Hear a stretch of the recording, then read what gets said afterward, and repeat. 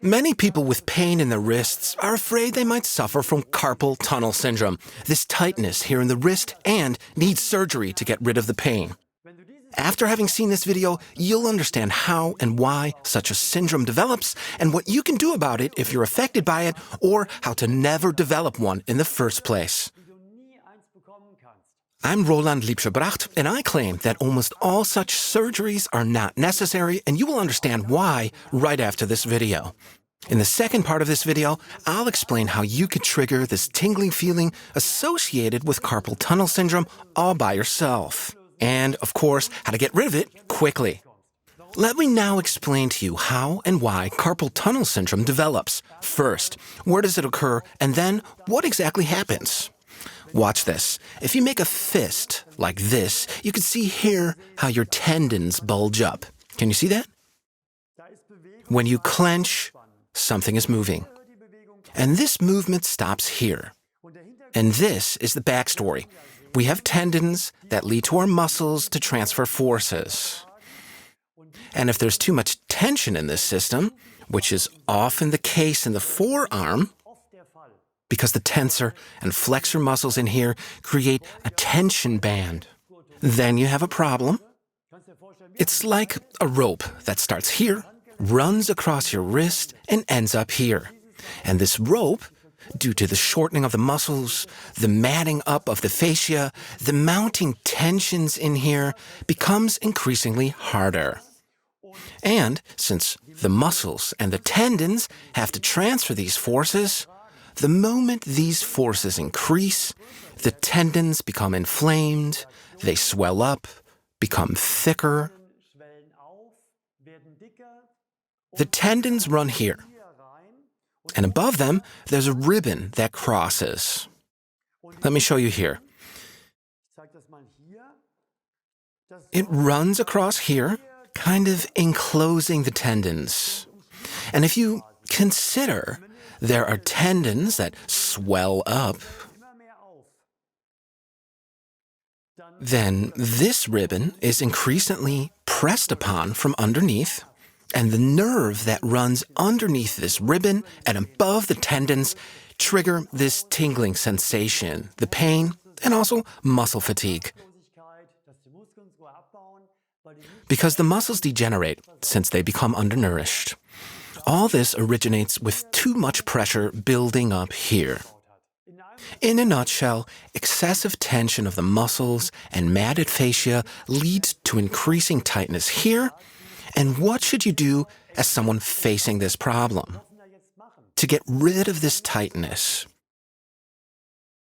release the excessive tension in the muscle and fascia, normalize them so that the swelling goes down and you create more space in here again. Please remember, the space between the bone and this ribbon has not shrunk, no.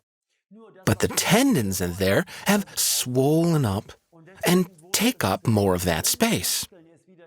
So, if the muscles are trained back into their original condition so that the fascia and the tensions normalize, then the swelling of the tendons goes down, space is freed up so that the nerve is not pinched upon anymore, and everything is back to normal again.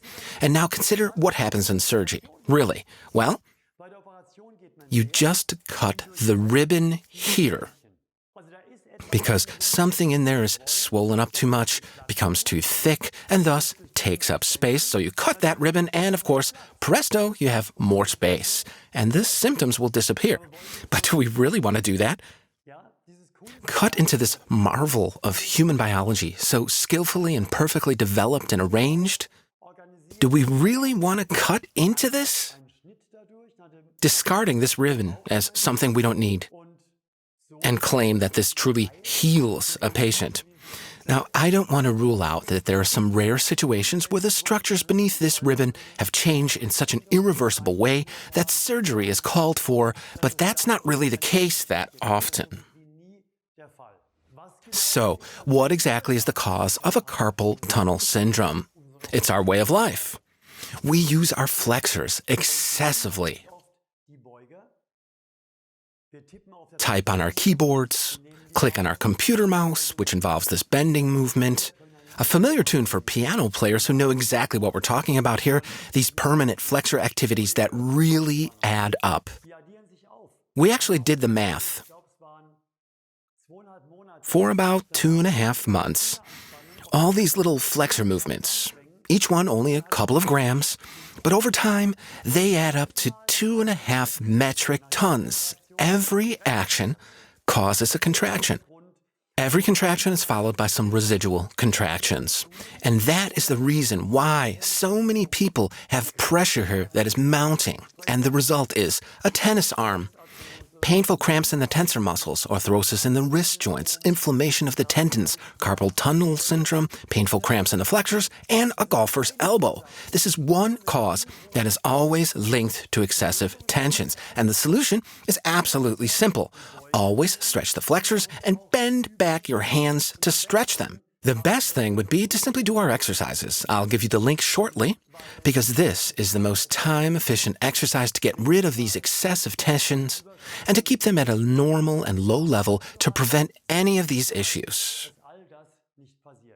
So now the time has come. I promised you to let you know how it feels to have carpal tunnel syndrome, this tingling sensation. Don't be scared. Nothing bad is going to happen. Quite the opposite. Join us in this exercise right away. I know this is meant to be a teaching video, but anyway, take a table or a chair and take your left or right hand, whichever you prefer, bend it back like this. Rotate the hand outwards as much as you can and point towards your right leg, if you're using your right hand, that is. Let me move the hand a bit, yeah? Move in this direction so that this angle here decreases. Make sure that the palm of your hand has full contact, if possible, on the table. And now you could feel it already. The more intense the stretch, the more you feel pain here. Let's stretch to a point where the pain is something to really write home about. Remember, you can release the stretch if it gets too much at any time. And soon you'll feel a kind of numbness in your hand, a tingling sensation sets in. I could feel it already, and you can feel an intense, piercing kind of pain. Can you feel it? If not, go for it. Nothing's going to happen, I promise.